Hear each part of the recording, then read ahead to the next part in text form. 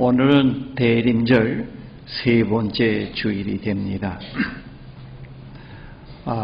제가 이 시간에 여러분들에게 신앙생활이란 무엇입니까? 라는 질문을 여러분들에게 던진다고 하면은 여러분들이 그 신앙생활의 의미와 목적에 대해서 나름대로 얘기하실 수가 있겠습니다.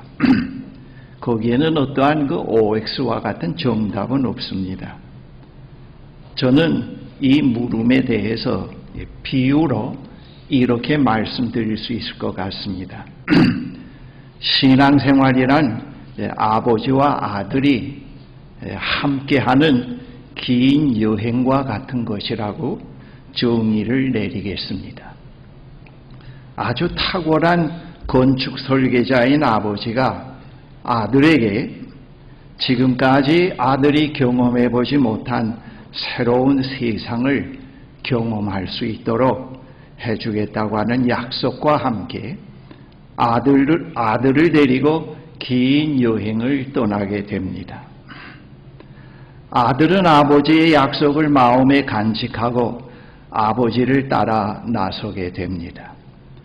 아버지와 함께 여행길에 오른 아들에게는 나름대로 자기 생활을 갖지 못하는 데서 오는 불만스러움, 피곤, 집으로 돌아가고 싶은 마음, 아버지 없이 자기만의 세계에서 놀고 싶은 마음도 있습니다.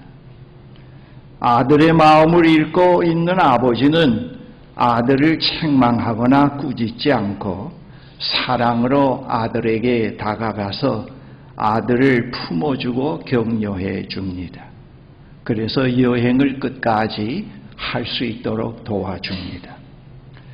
아들이 아버지와 함께하는 여행에서 시간이 흐름과 함께 아들은 그가 전에 경험하지 못한 새로운 세계를 마주하면서 감탄, 놀라움, 기쁨의 경험, 새로운 자기 인식과 장차 자기가 어떤 사람이 되어야 하겠다고 하는 그런 구상도 하기도 합니다. 더욱이 아들은 그 새로운 세계에 아버지가 설계한 아름다운 도시, 건물, 교량과 같은 예술적인 작품을 보면서 아버지에 대해서 깊은 존경심을 갖게 되었습니다. 본 시편에 다른 시편에서 흔히 볼 수 없는 하나님께서 직접 하시는 말씀이 삽입되어 있습니다. 10절의 내용, 너희는 가만히 있어 내가 하나님 됨을 알지어다. 아가 그러합니다. 미국 토마스 넬슨 출판사에서 근래에 새로 나온 영역본 더 보이스라고 하는 영역본이 있는데 거기에 이렇게 번역이 되어 있습니다. 너희는 조용히 잠잠히 주목하라. 그리고 내가 참으로 하나님 됨을 알라. 본문에서 내가 참으로 하나님 됨을 알라. 하나님 됨을 알라를 우리가 이렇게 생각해 볼 수 있을 것 같습니다. 하나님도 태초부터 한 살부터 시작해서 계속 되어오는 과정에 계시는 하나님이다. 우리가 그 하나님을 깊이 탐구해야 된다. 그렇게 생각할 수 있습니다만은 이 본문에서 말씀하고 있는 하나님 됨을 알라고 하는 뜻은 그런 뜻은 아닙니다.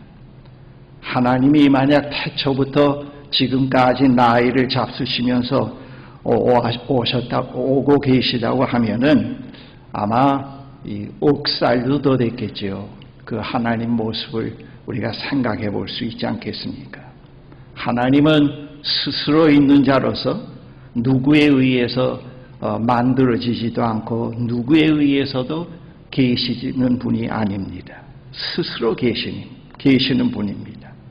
본문에서 하나님 됨을 알지어다 하는 말은 오심 가운데 있는 하나님을 깊이 주목하라는 뜻이 본문에 포함되어 있습니다. 하나님은 오심 가운데 계십니다.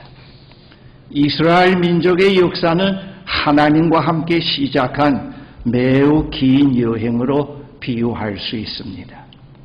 하나님과 함께하는 여정에서 이스라엘 민족의 반항, 회의, 분열, 고도, 두려움이 있었지만 한편으로 그들은 그들과 함께 하시는 하나님께서 그들보다 앞서 계시면서 행동해 가시는 일들을 바라보면서 경이로움, 당황, 놀라움, 감탄, 감사, 환희, 희망의 경험과 동시에 그들과 함께 하시는 분이 참된 하나님 되심을 알아가게 되었던 것입니다.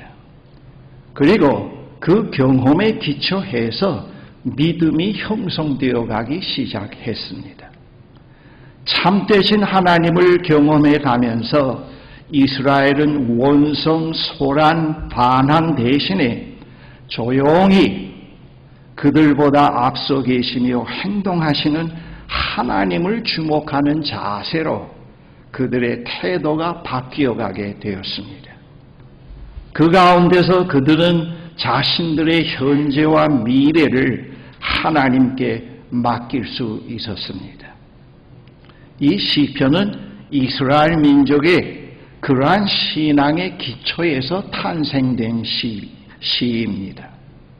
이 시편은 홍해가 갈라진 사건을 찬양하거나 반석에서 터져나온 물을 예찬하거나 광야에서 하늘로부터 내린 일용할 양식인 만나와 메추라기의 기적을 믿는다고 하는 고백이 아닙니다. 이 시는 이스라엘이 그들의 역사의 여정에서 그러한 일을 행한 참되시며 신실하신 하나님에 대한 믿음에서 비롯된 고백이며 찬양입니다. 하나님과 함께하는 긴 역사의 여정에서 이스라엘 민족은 하나님을 그들의 피난처, 존재의 힘의 근원, 구원자로 만나게 됩니다. 그들은 이 세상에서 환난과 위기 때 피할 수 있는 피난처, 위기를 헤쳐나갈 수 있는 힘의 근원을 하나님에게서 발견하게 되었습니다. 그러한 사실이 본문 1절, 3절에 이렇게 기록이 되어 있습니다. 세 번역으로 읽어드립니다. 하나님은 우리의 피난처시며 우리의 힘이시며 어려운 고비마다 우리 곁에 계시는 구원자이시니 땅이 흔들리고 산이 무너져 바닷속으로 빠져들어도 우리는 두려워하지 않는다.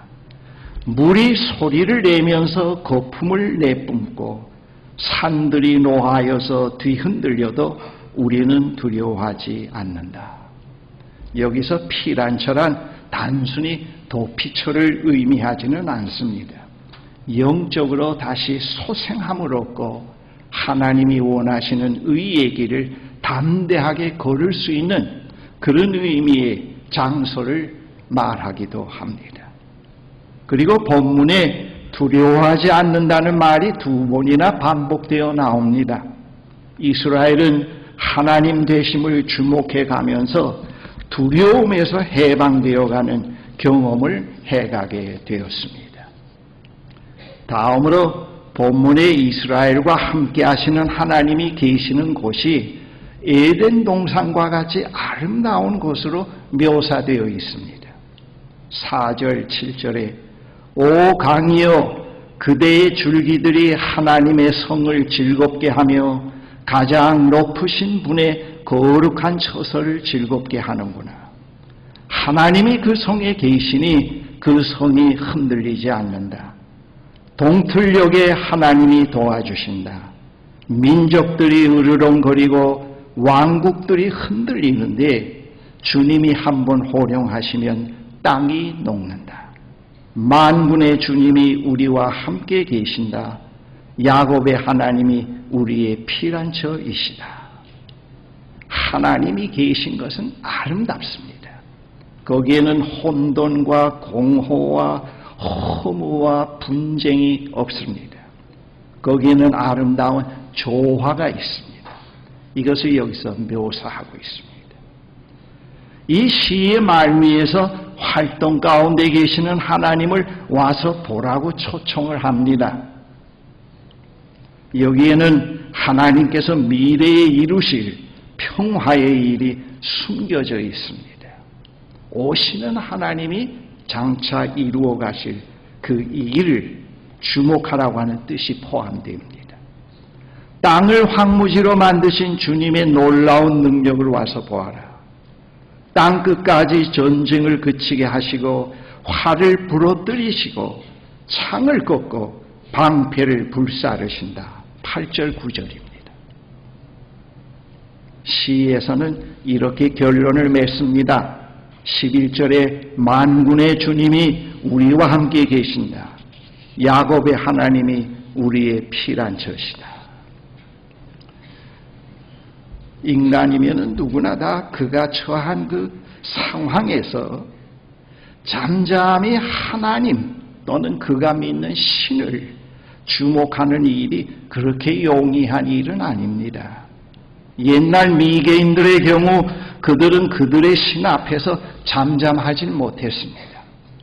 그들은 그들의 운명과 종족의 번영이 변덕스럽고 난폭한 신의 손에 있다고 믿고 있었기 때문에 언제나 불안한 정서에서 그들의 신을 무마시키고 그의 환심을 사기 위해서 매우 잔혹하고 소란스러운 제의를 행하는 일에 그들의 일상을 바치곤 하였습니다.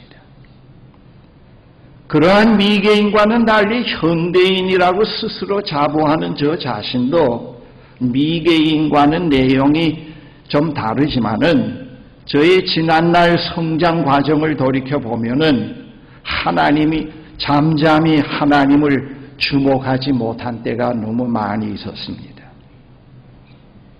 이거 아이러니한 것은 그 다른 사람으로부터 믿음이 좋고 열심이라고 평가받고 칭찬받던 그런 시절이었는데 오히려 하나님과 멀리 있었던 시간이었다는 것을 제 자신이 잘 알고 있습니다. 그 시절 저는 정신적 불안정, 내면의 비밀, 심리적 컴플렉스로 잠잠할 수 없었습니다. 그러한 실존의 상황을 벗어나기 위해서 철야, 금식, 산기도, 지나칠 정도의 희생으로 하나님을 설득해 보려고 했습니다. 여러분이 중학생 정도의 나이에 산기도 간다는 건 굉장하게 보일 수 있지 않겠습니까? 그렇죠.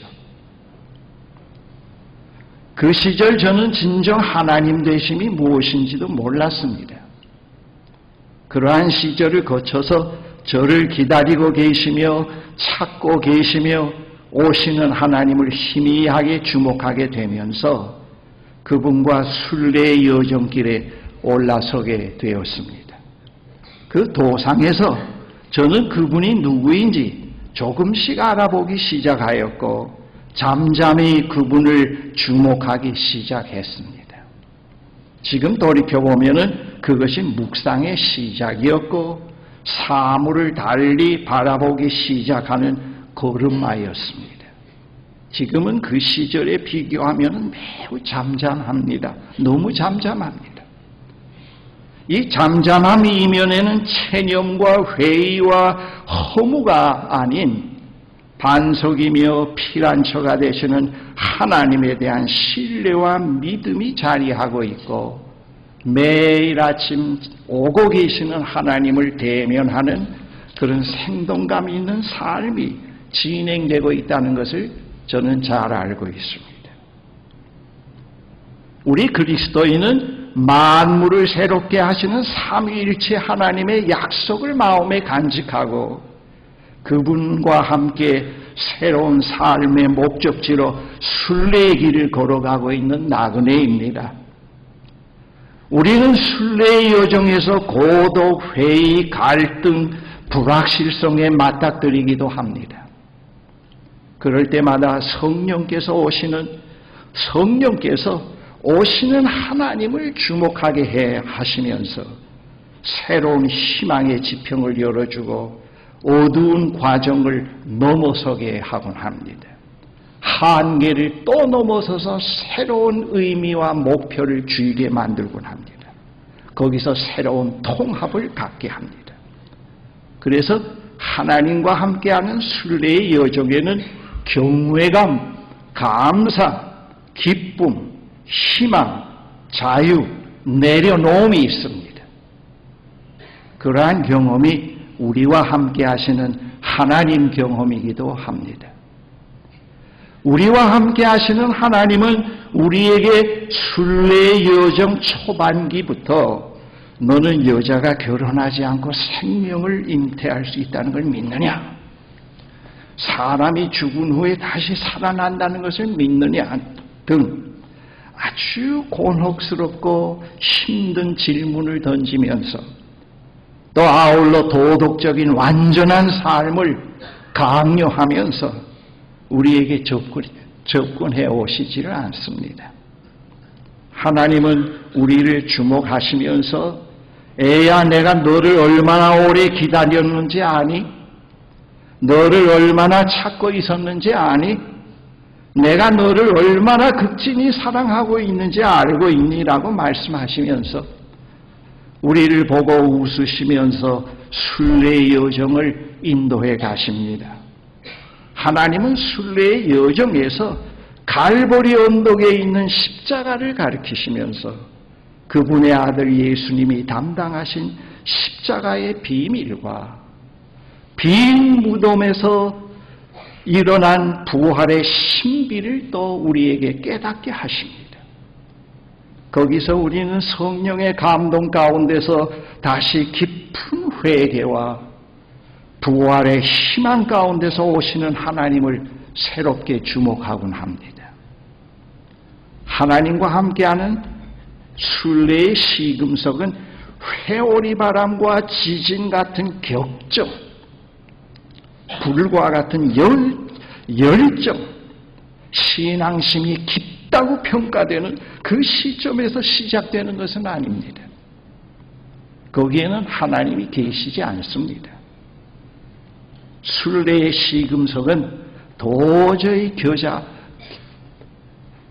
거절할 수 없는 겨자씨와 누룩과 같은 매우 세미한 복음을 듣는 데서부터 시작이 됩니다. 복음을 듣는 데서부터 시작이 됩니다. 신학적 이론이 아니고 남의 체험이 아니고 복음을 듣는 데서부터 시작이 됩니다. 우리는 그 도상에서 그분이 우리의 피난처시며 우리의 힘이시며 우리의 구원자로 오시는 분으로 만나게 됩니다. 근래에 와서 우주과학과 생물학이 자연과학이 발달되어 가면서 그 기존의 신앙의 기반들이 자꾸 흔들리고 있습니다. 그리고 종교적 극단주의자들이 자행하는 폭력은 공포를 자꾸 확산시켜가고 이 세상에 하나님이 지배하신다고 하는 데 대해서 자꾸 믿음을 약화시키기도 합니다. 아주 낡은 이데올로기 체계가 아직도 인간을 억압하고 묶어놓고 있습니다. 이러한 상황에서 우리가 생각하고 믿던 하나님은 안 계신 것처럼 생각이 되고 우리의 종교적 뜨거움과 열정의 감정도 자꾸 식어갑니다. 그래서 우리는 과거에는 안 이랬는데 왜 이런지 모르겠다고 자꾸들 얘기할 때도 있곤 합니다. 한편 우리는 어느 때보다 풍요로운 가운데서 살고 있지만은 우리의 내면은 자꾸 사막화가 되어 갑니다. 어디를 둘러봐도 하나님이 안 계신 것 같습니다. 여러분, 그러한 생각은 우리의 생각이요, 우리의 낡은 신앙의 패턴에서 이 패턴이 깨어짐으로써 일어나는 현상이지 하나님이 계시지 않아서가 아닙니다. 하나님은 지금도 이 세상에 오고 계시며 활동하고 계십니다. 그것은 여러분들 아침마다 조용히 말씀으로 찾아오시는 하나님과 대면해 보면 알 수 있습니다.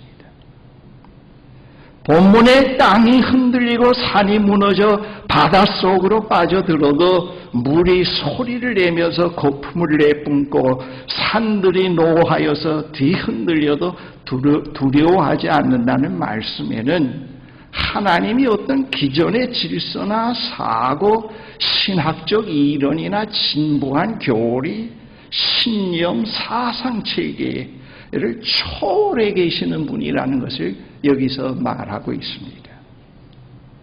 모든 것이 다 깨어지고 바닷속으로 매몰되더라도 하나님이 같이 매몰되는 것이 아니고 하나님은 계신다고 하는 걸 여기서 말합니다.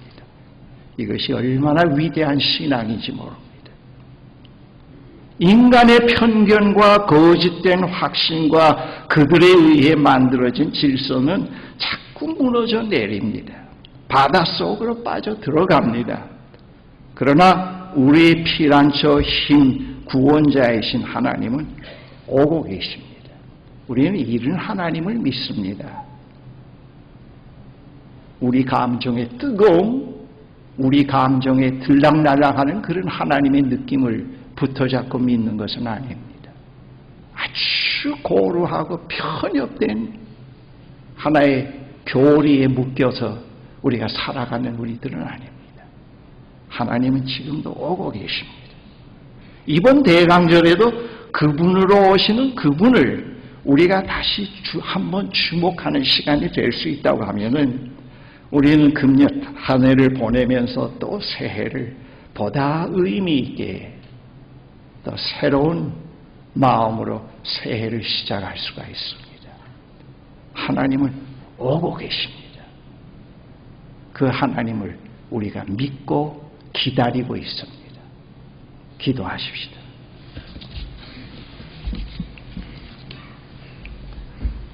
전능하신 하나님 아버지, 감사합니다. 우리들에게 늘 오시는 하나님으로 우리를 만나주시고 인간의 한계와 모든 어려움을 넘어설 수 있도록 인도해 주시는 하나님, 참으로 감사합니다. 인간의 어떤 기술이나 지혜나 사상도 하나님을 능가할 수는 없습니다. 우리는 때때로 우리 신념에 묶이기도 하고 진부한 교리에 묶이기도 하고 아주 고루한 세계관에 묶여서 하나님을 생각할 때가 있곤 합니다. 그것이 무너져 내릴 때 하나님이 없다고 하고 하나님이 안 계시다고 할 때도 있곤 합니다. 아마 하나님은 그러한 우리들을 보고 웃으실 겁니다. 웃으시면서 얘들아 참 어리석구나 말씀하실 겁니다. 2014년도가 다 저물어 갑니다. 우리가 잘못 살아온 것, 우리의 허무, 우리의 무상 속에서도 하나님을 평가하지 말게 해주시고 거기서 하나님을 찾지 않게 해주십시오. 그러한 것들을 다 뒤로 하고 오시는 하나님을 맞이할 수 있게 해주십시오. 그리고 또 한 번 새로 거듭난 존재로 새해를 맞이할 수 있는 저희들이 될 수 있게 축복해 주시옵소서. 예수 그리스도의 이름으로 기도합니다. 아멘.